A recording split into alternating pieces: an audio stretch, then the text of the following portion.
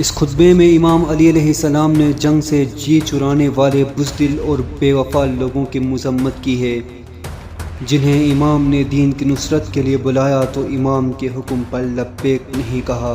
بسم اللہ الرحمن الرحیم۔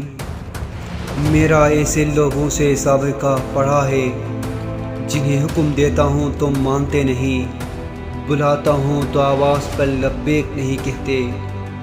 تمہارا برا ہو، اب اپنے اللہ کی نصرت کرنے میں تمہیں کس چیز کا انتظار ہے؟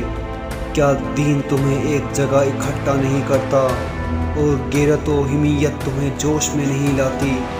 میں تم میں سے کھڑا ہو کر چلاتا ہوں اور مدد کے لیے پکارتا ہوں، لیکن تم نہ میری کوئی بات سنتے ہو نہ میرا کوئی حکم مانتے ہو، یہاں تک کہ ان نافرمانیوں کے برے نتائج کھل کر سامنے آ جائیں۔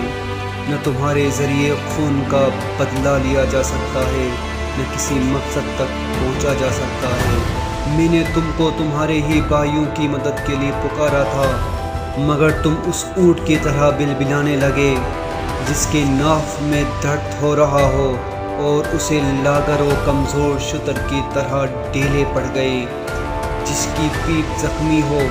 پھر میرے پاس تم لوگوں کی ایک چھوٹی سی متزلزل کمزور فوج آئی، اس عالم میں کہ گویا اسے اس کی نظروں کے سامنے موت کی طرف دھکیلا جا رہا ہو۔